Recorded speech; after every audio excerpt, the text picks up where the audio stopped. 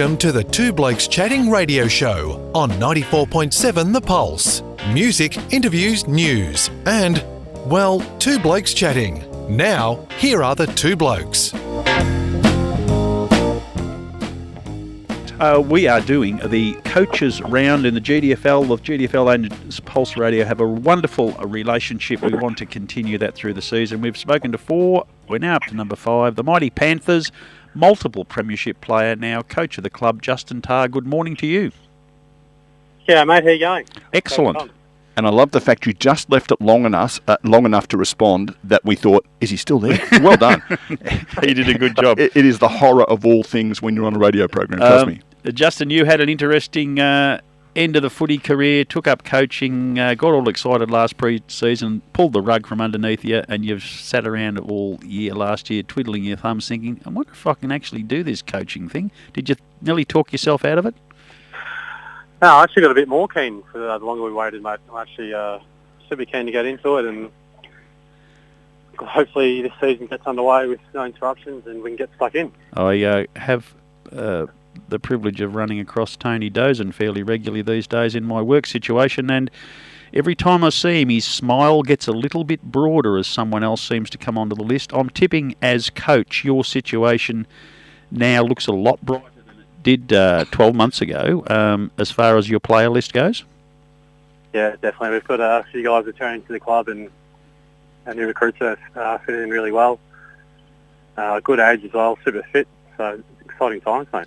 So new coach, new players, new recruits, how much, and we don't mean, tell us what it is, but do we see a significant change in the way the Panthers play compared with in 2019, or is it just more fine-tuning around the way you coach and the way those players are going to come in?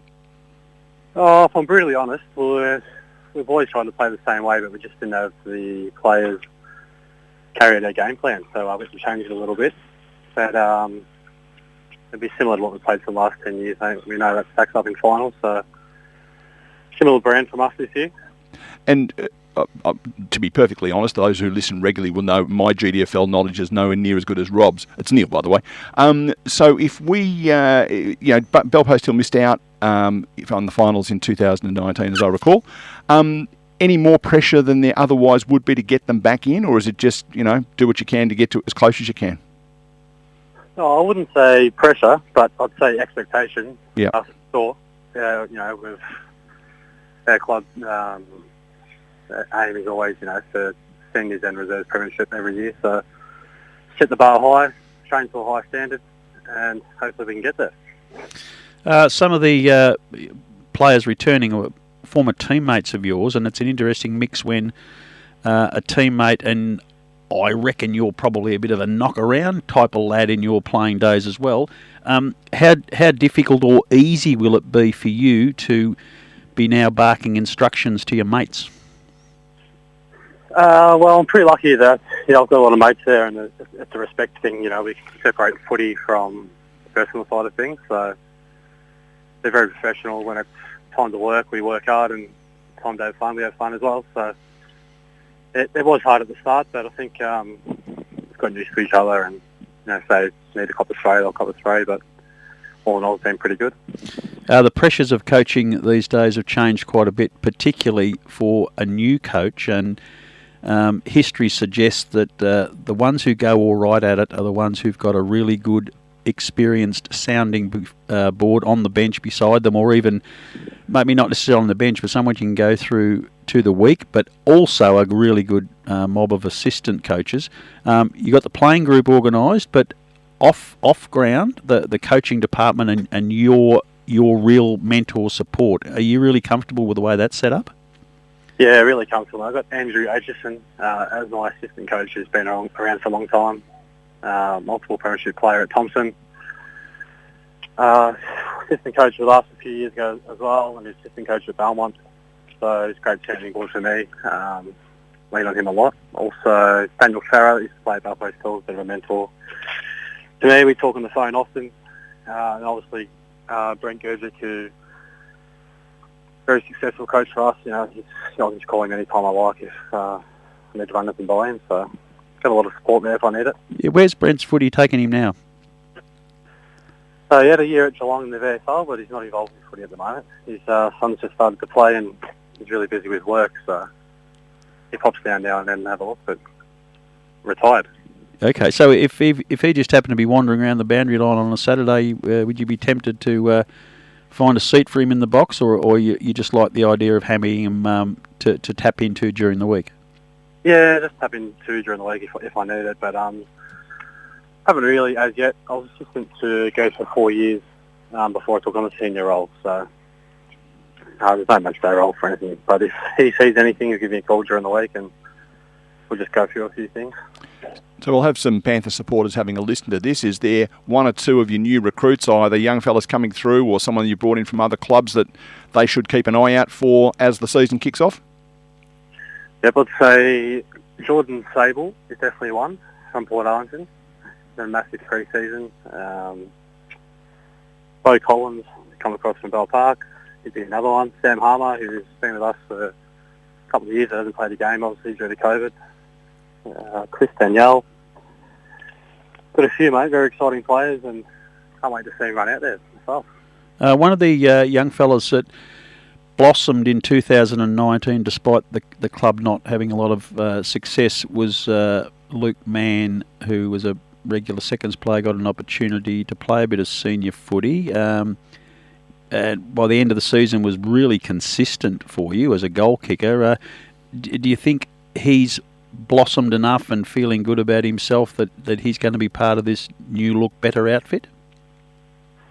I think so, yeah. I think he wouldn't have played last year for a bit, actually, because he hurt his hand at work. So it's a bit of a blessing that the season was cancelled for him personally. But that's all fine now, and he's been training really well. So I'd expect him to have another good year with probably some better players around him as well. Yeah, I just wondered whether he might actually go up another level, because I know his former coach, Nathan McClure, was particularly upbeat about him as a seconds player that just didn't quite get the opportunity. And when it came, he took it, but in a better and more skilled environment around him, he really could go another level.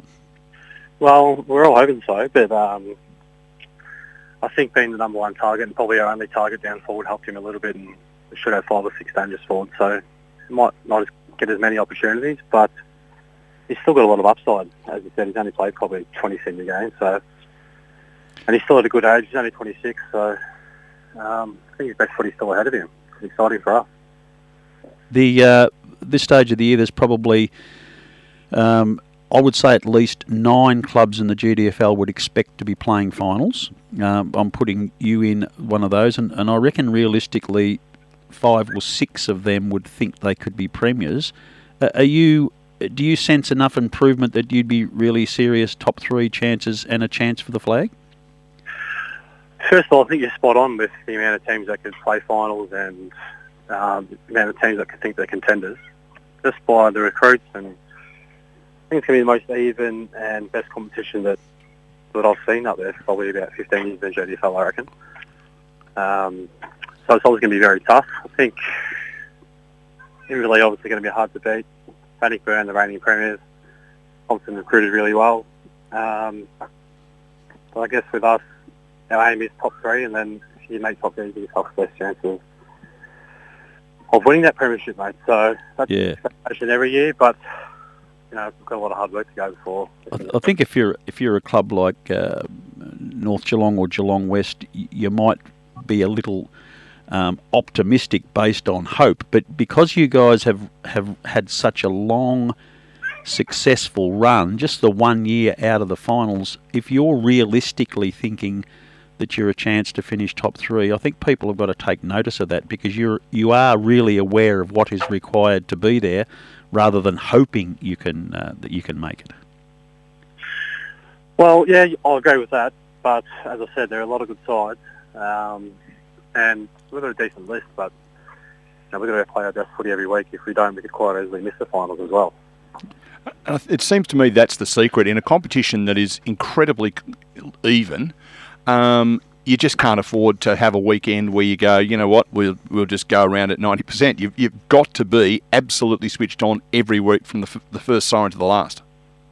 Yeah, spot on, mate. That's one thing that Balbo's still's been good at over the years is consistency. You know, playing group turns up every week, switched on, ready to go. Doesn't matter who we're playing. We'll play our brand of footy, and we bring that effort every week, which is something we pride ourselves on. So hopefully we can continue to do that and give ourselves the best chance.